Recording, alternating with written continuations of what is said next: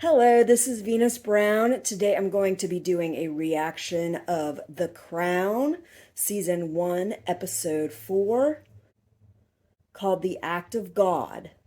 Now, I have no idea really what this is about. I suspect it's something to do with a plane accident, just because I did rewatch a little bit of the beginning to try to put my sound together and to get a screen image for my background. We're going to start The Crown. Royal Air Force. I'm the most senior airman in the country and I can't bloody well fly. Yes, I'm sure. Right there, sir. I imagine it would be exhilarating. I've never actually flown myself, and I don't intend to. Though I would like to go parachuting out of a perfectly good airplane at some point. Now, we know both these characters live in real life and on the show, so I don't imagine that this is the accident or the act of God, but maybe there's something else. I don't know. I know where I got the background from. They had a bunch of scientists come in there to deliver some sort of message, but that's as much as I know. Ooh.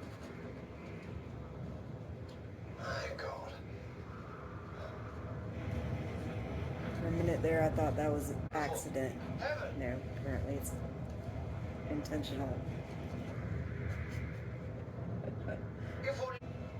It's too low to restart, so we'll do a dead stick landing. I have control, you have control. That might have just scared the crap out of me if I was in that situation. But the way he was acting, I probably wouldn't have been that scared just because he was acting completely calm. Next week, sir.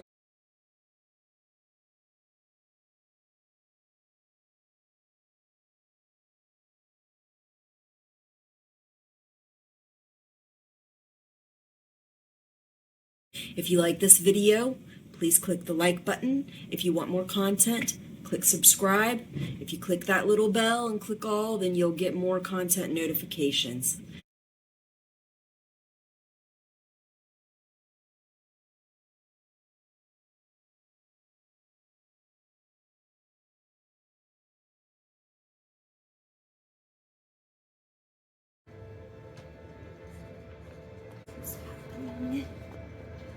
It's funny, I don't remember this episode at all. 6 to the PM. I'll never read it, of course. See, I wanted to use his office as a backdrop, Get you to Downing Street right away. but I wanted that space above his head to have more space. This is my backdrop. What is it? Mrs. Lemon. Donora. Mean anything to you? Donora. I remember Donora was a scandal. A small mill town in America outside Philadelphia. Pittsburgh. They had a smog brought on by a freak anticyclone which trapped the emissions from the local copper works. In the fog. In a few Yeah, I days, saw a some number of people headlines when died. I was looking at pictures that said something about a And fog that was 7,000 real. became Maybe seriously ill that's from the it. poisonous fog. After the incident, I never saw the report. With good reason. Our Prime Minister threw it away, claiming it wasn't a priority. Can you prove? So I've heard a lot of people who are on the side of not believing in global warming who have argued stuff like this, argued information from a standpoint like this, not where they're not concerned about coal and all of that, but more like they're taking the information from people that want to present that image, that they're not concerned about coal, they're not concerned about the environment, but they don't want to cause a big scare. They want to keep the economy, the environment, and businesses working as usual. And so people I know will take information that they've gotten from those places, government entities, corporations, organizations, and utilize that to form their opinion about why global warming isn't a thing, why there is no environmental problem, And some of them will even use it to claim that maybe it is a thing, but it's not man-made because man can't do anything about this. That these are natural fluctuations that happen throughout history, whether we like it or not, and nothing that man does is actually influencing it. And I just find that some of these are people that should be very smart, and so I find it to be really willful ignorance. It's not hard to find information that information is bias and is intentionally given to try to present this image of everything is fine and everything should go on as usual. It's not hard to find evidence to show that that is exactly what this information is for, and that the information is given from a biased point of view.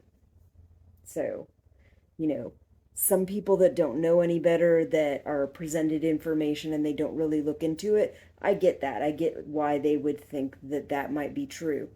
But other people where they are fairly intelligent, they have a decent educational background, they know how to do research, and they still insist that this is true, to me, that's just willful ignorance. I can see stars. That's how this stuff works.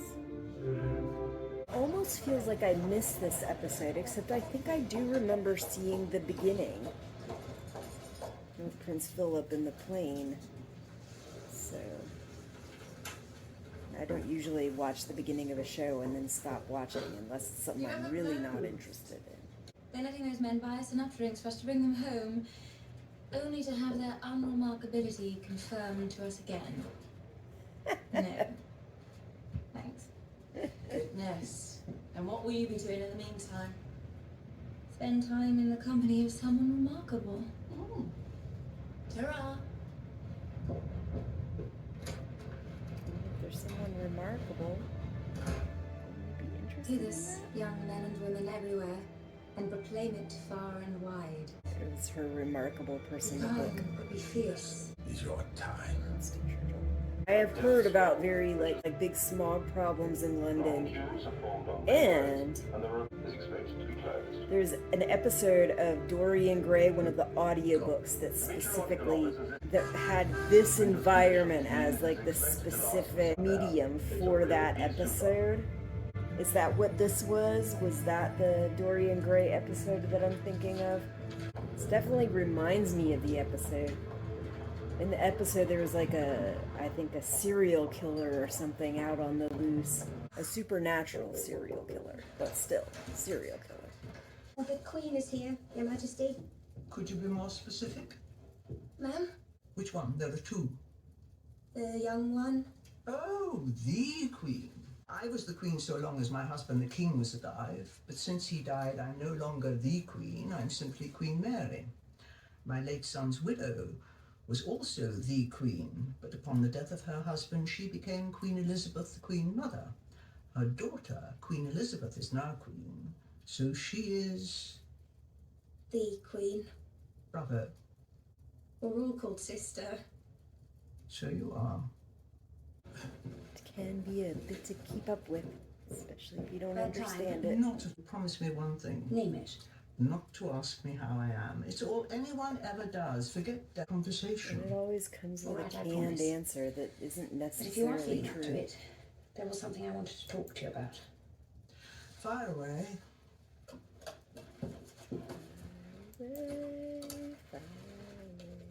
Highest source. From God himself. Yes. Do you really believe that? An example of nobility and duty to raise them in their wretched lives. Monarchy is a calling from God. You are answerable to God in your duty. That's not something Not I think I the can agree with, but I'm not sure I that my get why husband some would agree people with would that. believe that. He is that church and state should be separated. That if God has servants, they're priests, not kings. He watched his own family destroyed because they were seen by the people to embody indefensible and unreasonable ideas. Yes, but he represents a royal family of carpetbaggers and parvenus that goes back, what, 90 Doesn't matter. years? Look at the What would he idea know of of Martin Alfred the Luther. Great? a God of equity He and mercy. questioned the freaking Edward the Confessor, crap that the William the authorities in the Conqueror, Henry church would VIII. do. It's the Church of He wasn't a England, dear. carpetbagger. A little bit there, I thought she was going to go after the idea that this fog is not being caused by God, that it's being caused by man's will. Their insistence on using things like coal, non-renewable resources, dirty resources, to hang himself. Let's see how the old fool etc., etc., etc. But then again, she may not know that that's what this is from. Since the government and the industry is being tight-lipped about this stuff. And yes, even people that you might respect, that might be known for doing good things, for accomplishing a lot and stuff like that, can still be guilty of hushing up stuff like this.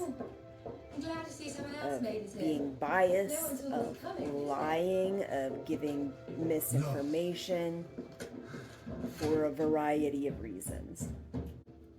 And it doesn't matter what side of the polls they're on, whether they're conservative or liberal, or on the fringes, in the middle, or what. It can all be swayed in this manner, and they can all be guilty of that kind of bias and guilty of trying to use information in that way. Just crossing the road, you take your life in your hands. Oh, then do. Of course, Fighting local tribes I from the have northwest bias. frontier. Everyone does. The earth is yours, and with the fullness thereof. Be kind, but be fierce. You are needed now more than ever before. Take up the mantle of change, for this is your time.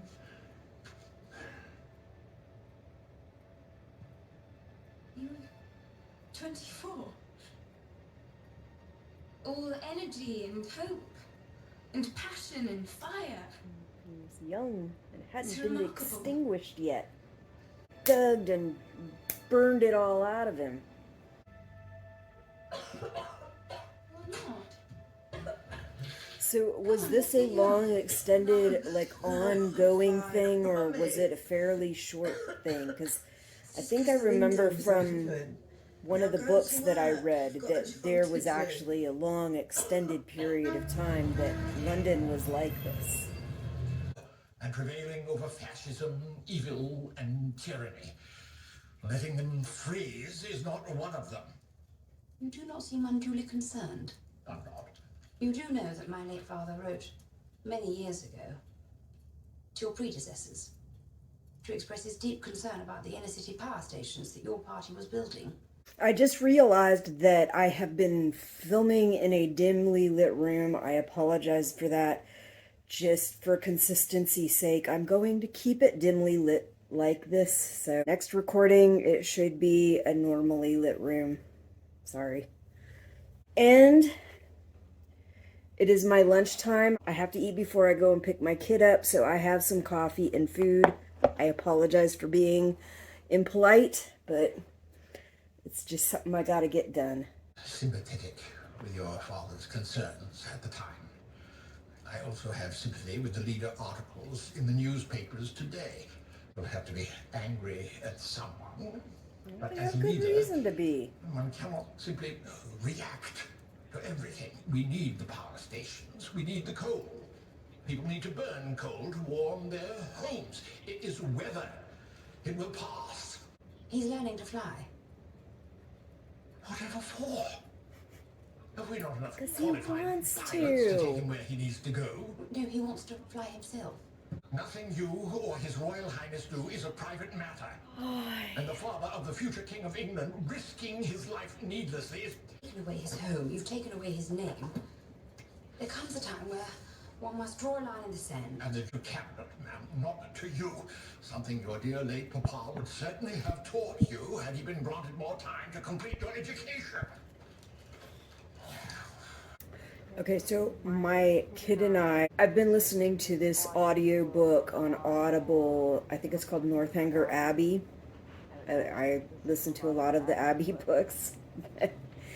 Anyway, in it, there's a lot of stuff that is said about how girls are supposed to play dumb and be ignorant and all this stuff to allow for the other sex and people that are that consider themselves elite to feel good about themselves. And we were talking about this and how there was this reality. The education that was expected of females was kind of this dumbed down education that focused on certain things that we wouldn't necessarily call education at all in this day and time. And we were talking about this and how there was this reality back in that time that girls were expected to be dumb, to be complacent, and the ones that weren't were expected to act dumb.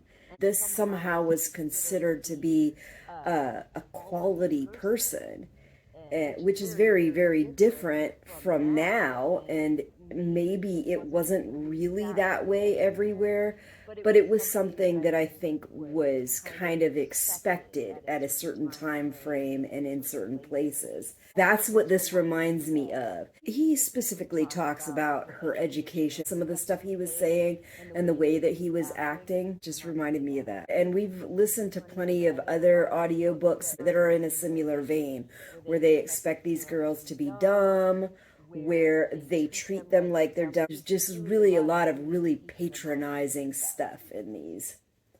And my kids get to hear it. Let's get you to hospital. Fine. You're not. So not fine. It's fog. Fog is fog. It comes and it goes away. This is the kind of argument people like to give. This is the weather. Argue shit like this unnatural fog. Other thing that they like to do, especially now that global warming is pretty well accepted by most organizations and entities and the scientific community, they like to say, oh, well, if it were really global warming, why would it be so cold in the time of year that it's never cold? It's just like, you obviously don't understand how this stuff works. Prime Minister, for example. Oh, I see, you're just going to walk in. It's bad enough without some delusional girl playing jokes. Now, excuse me. Sometimes that delusional girl actually works with the Prime Minister.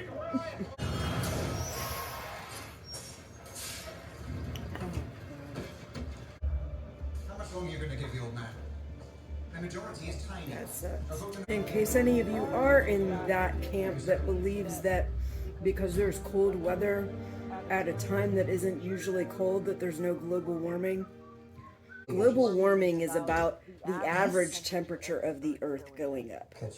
It's why such a small degree of increase can be so devastating. But it's also because this does happen, it actually messes up the friggin' climate. It actually messes up how weather is in different parts of the world. I mean, think about it. If you have ice caps melting that are usually frozen, it's going to cause massive changes in the environment in other parts of the world. You have this increase in global temperature going on, it's going to change your weather patterns of things like storms and hurricanes, tornadoes, things like that. And it can change where those things are happening and when. People don't understand that. They don't wrap their mind around it, or they just weren't educated on it, or they are being willfully ignorant, whatever the case might be. He would say that Churchill's behaviour now constitutes incapacity. Then a revolution must come from within. They are trying. Well, then they must try harder. They will. But would prefer it to be bloodless. So I've asked for your help. Not everybody wants revolutions to be bloody and violent. All our Prime Minister wanted to discuss was your husband's new hobby. When it's in the national interest, how far dare I go? That was His Majesty, not your Majesty. The situation we're in today is quite different to the one we were in when Mr. Eden came to see your father. Seriously running out of time. On you, dude. You may have done a lot of good things in your life, but this is on you. Directly or not, you contributed to this girl dying. Just a child. Mm-hmm. A beautiful child. Mm-hmm. And hope and passion and fire. You exterminated it. The likes of which we have not seen since the darkest days of the Blitz. But alongside the suffering, I've also seen heroism. And where there is heroism, there will always be hope.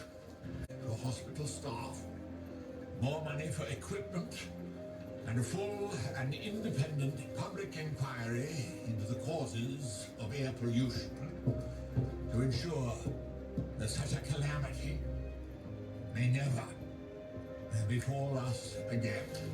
By cheers and applause by those suffering through the worst smog the city's ever witnessed.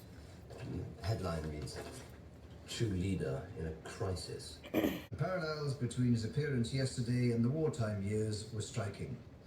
And his personal popularity among the people remains undimmed.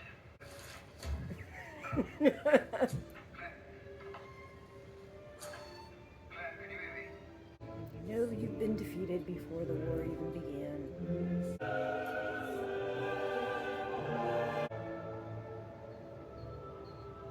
The high waist looks so ridiculous. She hesitated, and then she asked me to pick either Khwaja Nazimuddin of Pakistan I'll or have Sidney this Holland image of on my New computer. Zealand. I think she summoned me to haul me over the coals for my handling of the fog. But then the fog lifted, and she had to make a decision right then and there in the room. You could see the wheels turning behind her eyes. And then she switched the tap without so much as a flicker. Genius. Why? Because it disarmed me and made me switch tap too. What about? About allowing Philip to learn to fly. He can now. Good. I like Do that. rolls and spins. That is pretty. I don't have time for this. And the government had continued to flounder. The people had continued. Hello? Was it And Churchill had continued to cling to power, and the country had continued to suffer. As head of state, to do nothing. It is exactly right. Is it? Because surely doing nothing is no job at all. This reminds me of a book called The Tao of Pooh. And basically the idea is that this being calm and thinking about nothing, having no goal, point of interest or anything at all, like it gives you the opportunity to kind of clear your mind and really get to what's important. But yeah, that might not be what they're after here. Agree or frown, and the minute you do, you will have declared a position, a point of view. And that is the one thing as sovereign that you are not entitled to do. The less you do, the less you say, or agree, or smile, Or think, or feel, or breathe, or exist. the better. Fast learner. And believe me when I say I've got nothing else to do.